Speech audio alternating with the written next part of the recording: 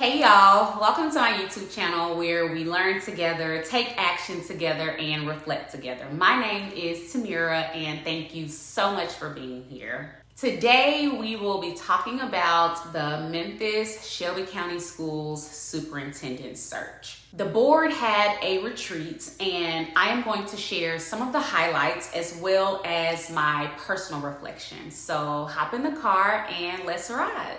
So I'm not going to go into detail about how we got here. If you need to be caught up, you can check out my previous superintendent search videos and I'll link them in the description box below. So Friday, May 12th, the board members held a public retreat. All 9 members were present and Tamika Hart-Wigington, a former Memphis Shelby County School Board member and president, served as the facilitator. And I want to give Ms. Hart a shout out because she did an excellent job facilitating the group and keeping the main thing the main thing. I watched the meeting from the lens of a community member, a voter, and an educator, but I also watched as a learner and I walked away with lessons on vision, alignment, and strategic thinking. And so kudos to Ms. Hart for her ability to get us closer to clarity and closer to finding our next superintendent. I also want to thank the school board. I know that this work is not easy, it's frustrating, it's overwhelming, it's exhausting, especially having to do it in the public. And so I do want to acknowledge their commitment to course correct, to right their wrongs, and their commitment to just paving a better path forward. And that was the purpose of the retreat, to align on the need for a shared vision for the next superintendent, to get clear on the process moving forward, and to articulate a timeline. Tamika got the board started by having each member share their why, their purpose for doing this work. She also had them to share what they wanted to get out of the retreat. Overall, the board stated that their why is centered around wanting to strengthen the school district and improve the lives of children. They want to represent their communities, educators, and families. As far as what they hoped to get out of the retreat, they all expressed wanting to work together to find the best superintendent for the district. They expressed wanting to move forward with clarity and clear next steps. Tamika then shared some of the characteristics of effective school boards and effective school board members. Those characteristics included having strong shared beliefs and values, leading as a united team, taking part in development and training, collaborating with staff and community, and having a strong communications structure. She told them that they needed to reflect on how they individually contribute to the strengths, opportunities, and growth areas of the board.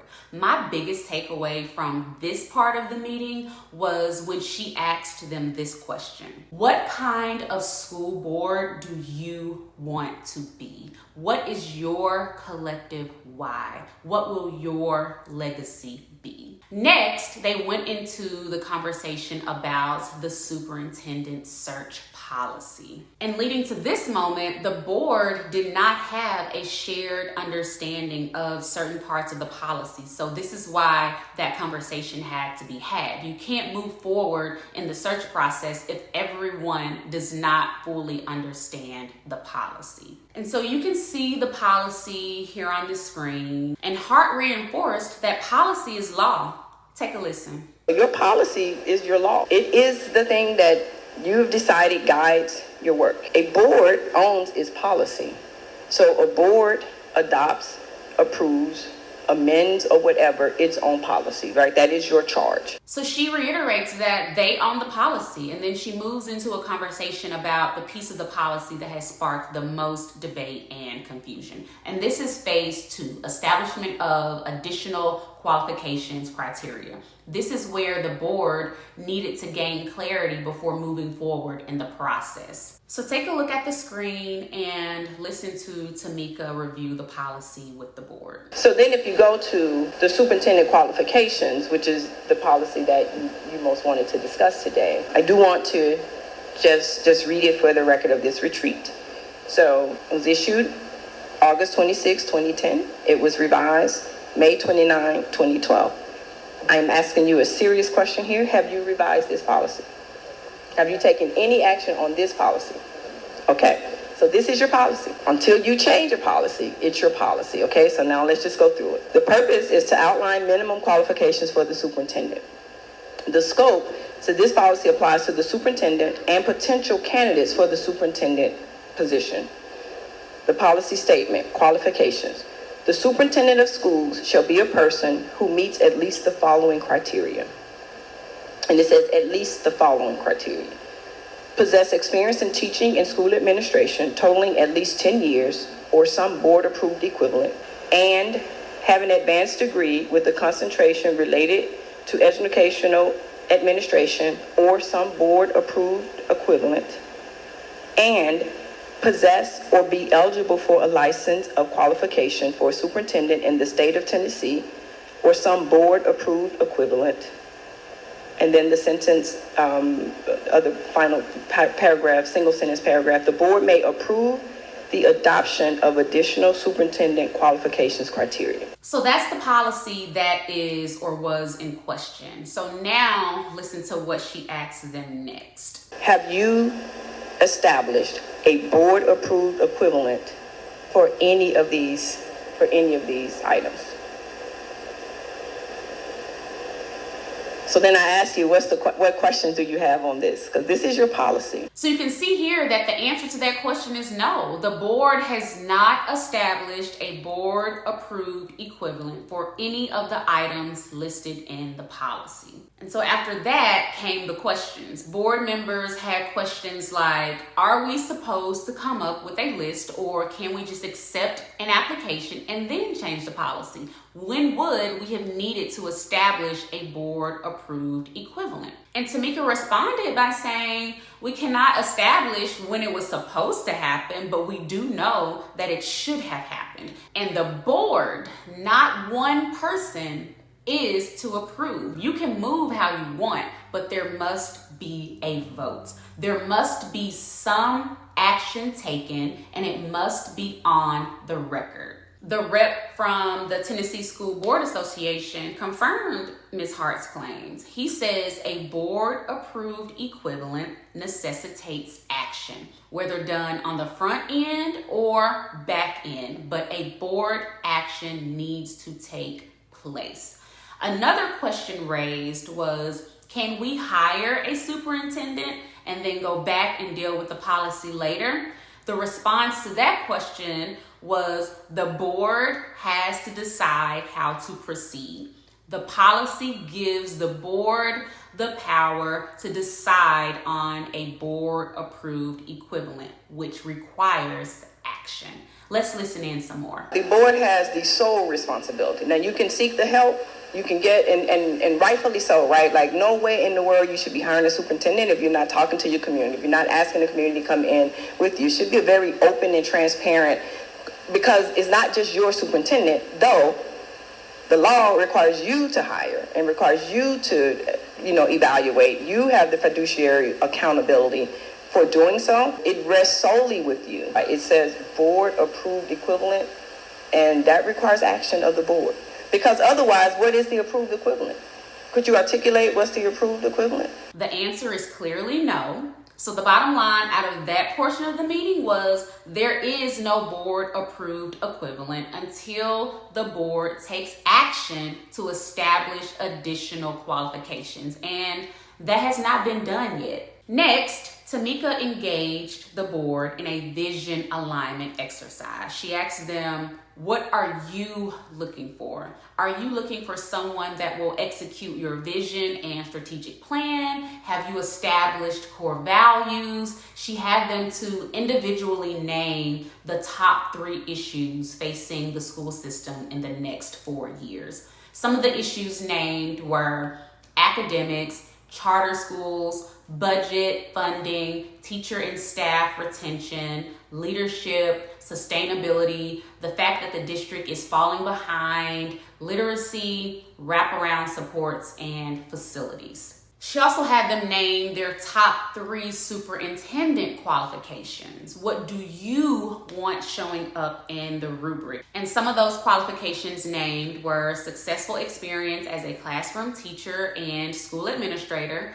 capacity for monitoring large budgets, a community advocate, someone that's politically savvy, someone that's innovative, not afraid to make tough decisions, and a creative problem solver. Finally, she asked, does the rubric align with your mission, vision, strategic plan, and your personal desires for the district?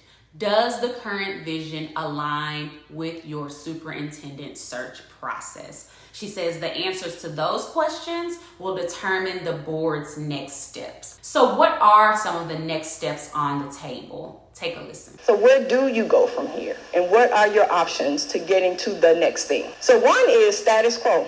You can decide everything that has happened up to date is fine. We don't need to make any changes. We're going to start interviewing.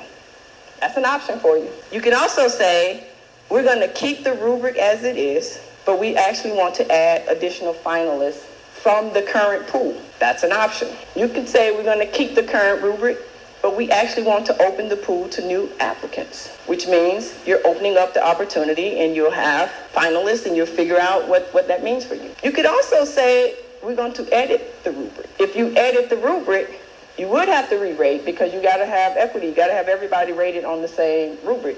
So you could re-rate the current pool, select finalists from that. You could also edit the rubric, open the pool to, and that edit the rubric just for the current pool, or you can edit the rubric, open up the pool to new applicants, still select finalists, or you can say, forget it, we're going to throw it all away and start over. Like, those are all your options. So we just saw Tamika share the 6 options the board can choose from. However, before they can even move to one of those options, they have to do the work, which she says has not been done. Listen in. Like, I'm really going to push y'all. Like, you got to do the work. I can't do it for you. You got to do the work. Like, what do you want? Because y'all have not done this. And now you got to do it. And I'm asking you to do it individually. You all have not done this work. Y'all are doing it right now, though.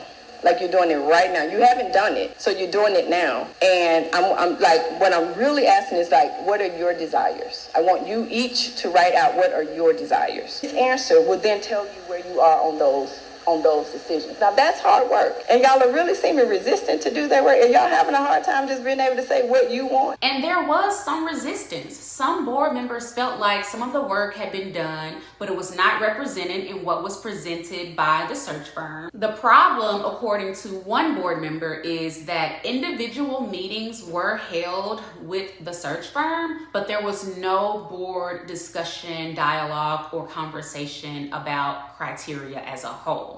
Here's some more from that conversation. So here's the challenge. The search firm, though, cannot hire the superintendent for you. So right now, today, we're saying all kinds of mistakes were made. They made a mistake. Somebody made a mistake. So what we do know is there's some disagreements about whatever happened. This is the hard work that should have been done. I want to be honest. That wasn't. That we're asking you now to take the leap and do it. Because what you didn't do is have the multiple conversations and then say to the search firm, this is what we want. You empowered the search firm to conclude what you wanted. What you're saying now, that wasn't good enough. Now you got to go back. So it's established that the ball was dropped. There's miscommunication, there's disagreement, there's distrust, and there is a lack of transparency. There was work that needed to be done amongst the board that has not been done. That is clear. That's what I'm asking you to do right now. I am the search firm, and you're about to meet me in 10 minutes. What are you individually telling me you want to show up as they look for your next superintendent? And so what Tamika asked them to do during the last part of the meeting is to first decide what they want as individual board members. She tells them to use the vision, the community input plan, the strategic initiatives, the core values, the rubric, the superintendent evaluation, their own personal reflections, all the things. She says review all the things and decide if there is alignment. Determine if you have what you need to move forward in the search process. Does your vision show up in the process? What do you want the search firm to do next? And again, she says the answer to those questions will determine where the board goes from here. She gives them a few minutes to reflect individually, and after completing the work task, she had each board member choose one of the 6 options for moving forward.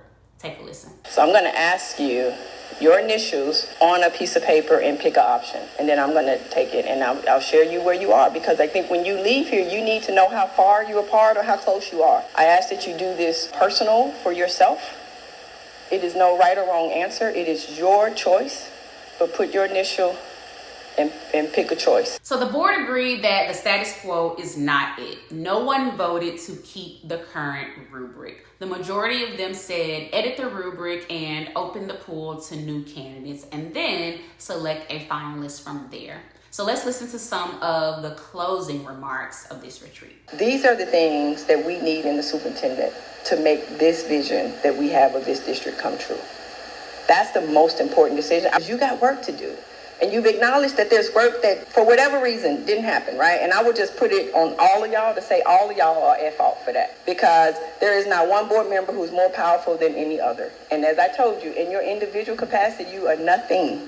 Takes 5 of y'all. Own that. And let's leave that. And then let's not move forward. And you just made a key decision that you want a new rubric. Now you got to sit down and put all this stuff in the salad bowl and come out with your new rubric. And so because the rubric needs to be edited, amongst other things, there will be another series of meetings. But those dates, as of the recording of this video, have not been confirmed yet. So I'm going to close out by sharing an email I sent to each school board member before posting this video. And before I do that, I do want to mention that 3 community activists were banned from attending school board meetings and from all Shelby County property for alleged disruptive behavior and public safety. I do not know the details of the incident, but what I do know is this ban, this silencing of the people without good reason, does not inspire and produce trust. The community has the right to demand the best for our children. The community has the right to demand transparency and integrity. The community has the right to hold our elected officials accountable. Paulo Freire said, "To glorify democracy and to silence the people is a farce. And to discourse on humanism and to negate the people is a lie." Memphis Shelby County School Board, is that you? Are you intentionally silencing and negating the people, yet claiming to be about democracy, transparency, humanism, and trust? And I know the school board is made up of 9 individuals, but you all are one body.